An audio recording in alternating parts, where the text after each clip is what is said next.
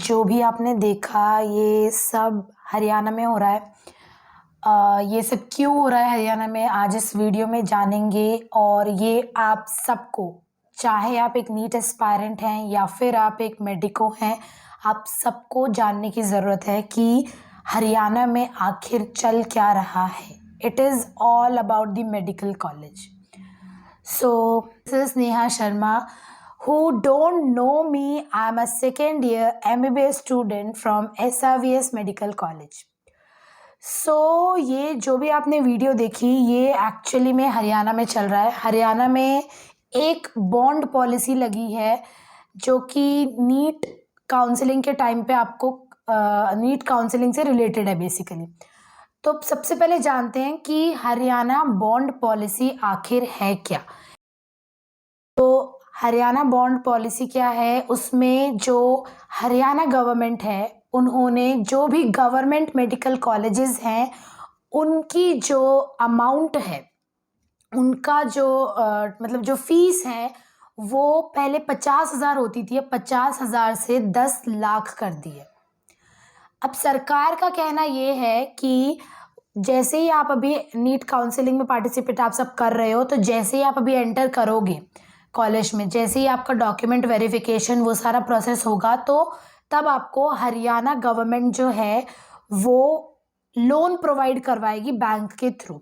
ठीक है, तो 10 लाख रुपए आपके नाम पे वो हर साल, ये 1 साल के 10 लाख रुपए हैं, मतलब 4 साल के 40 लाख रुपए आपको आपके नाम पे लोन होगा और वो बैंक के थ्रू हर साल दिया जाएगा। अब जब आपकी MBBS कंप्लीट हो जाएगी तो उसके बाद अब या फिर तो ये 40 लाख रुपए का लोन आपको खुद से चुकाना होगा, या फिर आप क्या कर सकते हो, आपको 7 साल हरियाणा में सर्विस देनी होगी। ठीक है, तो ये बेसिक बाकायदा जो बॉन्ड पॉलिसी है उसमें कहा गया है। तो अब कहा गया है तो फिर दिक्कत कहाँ है।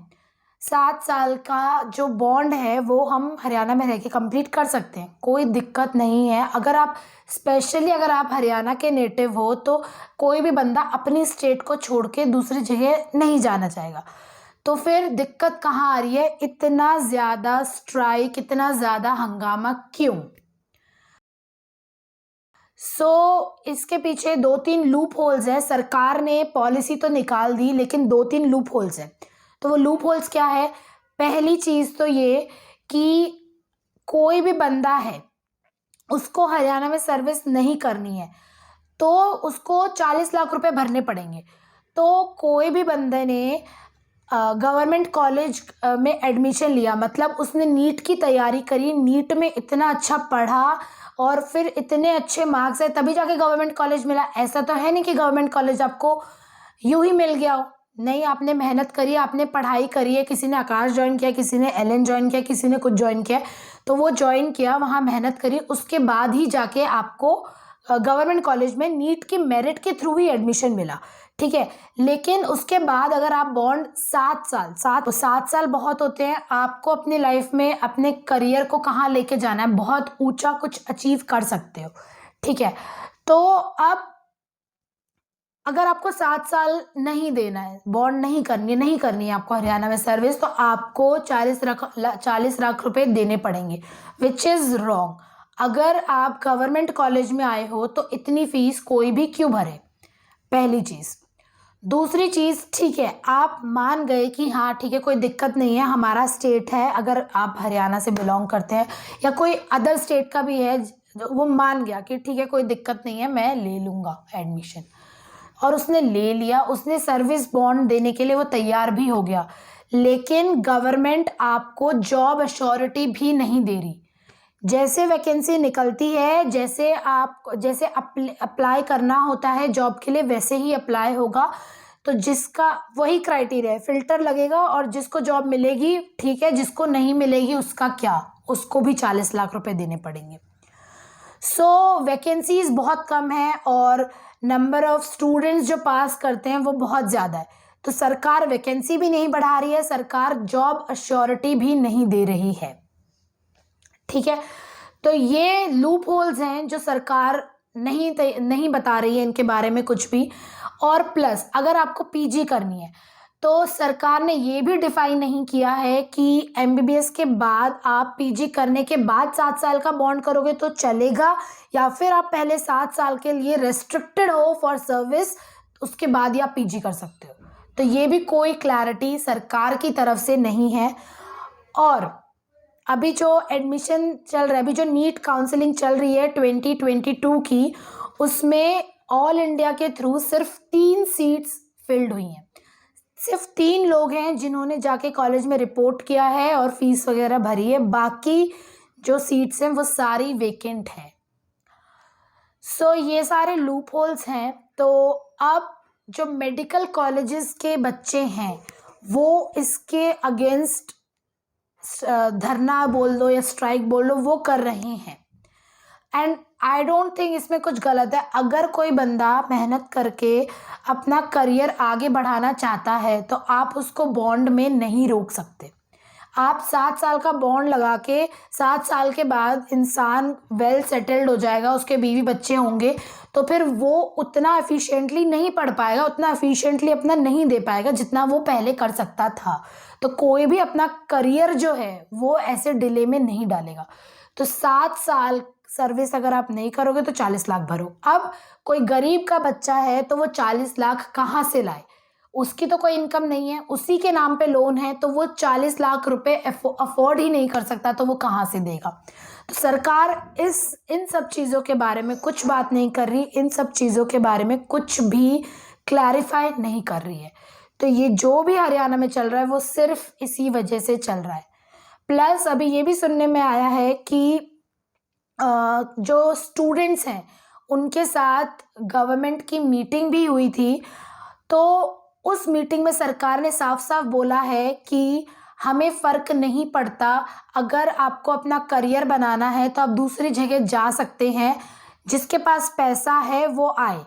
इसका मतलब यही है, सरकार अच्छे से एंटरटेन भी नहीं कर रही है। इसका मतलब ये, सरकार का कहना यही है कि अगर जिसके पास पैसा है वो आए, वो बॉन्ड नहीं करना चाहता तो उसके पास कोई चॉइस नहीं है, तो वो आए, एडमिशन ले, एमबीबीएस करे, 40 लाख रुपए विद इंटरेस्ट। या आई मिस दैट पॉइंट कि जो आपने लोन लिया है वो विद इंटरेस्ट चलेगा। जब आप 5 साल बाद निकलोगे तो आपको विद इंटरेस्ट पे करना है सब कुछ, 40 लाख प्लस विद इंटरेस्ट आपको चीज़ें पे करनी है, ठीक है।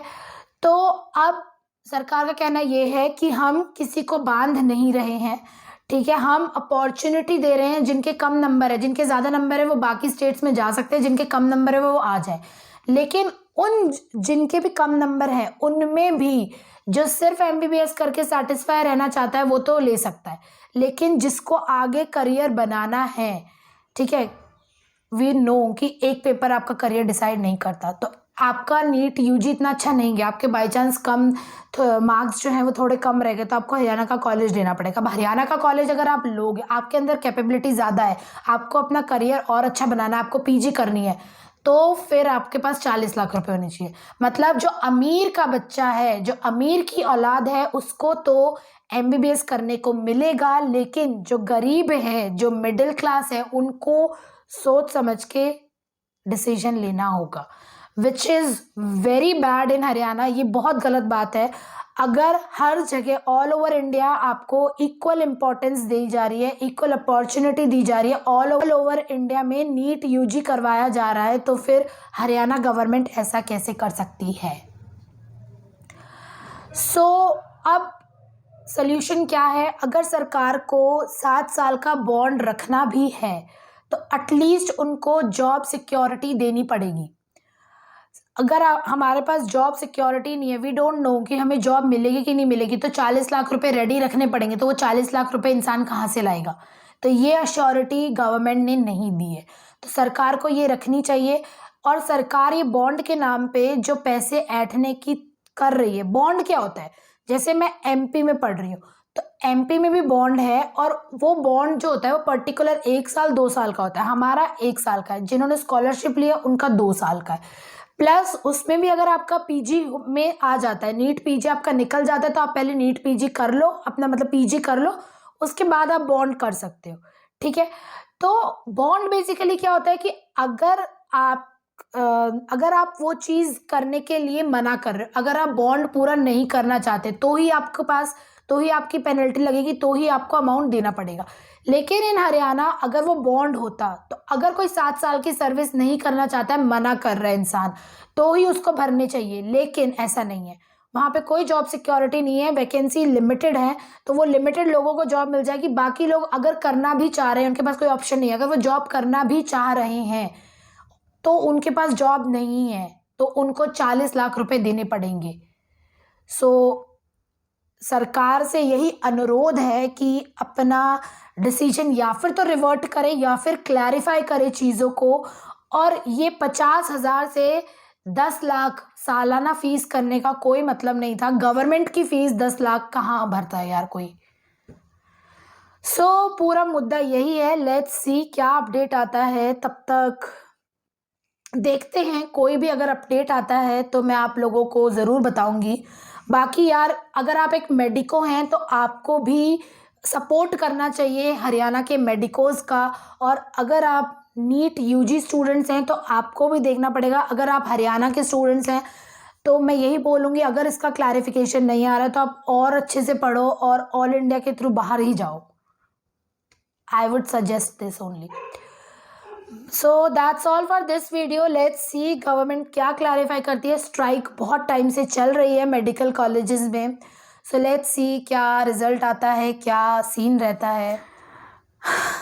Bye guys.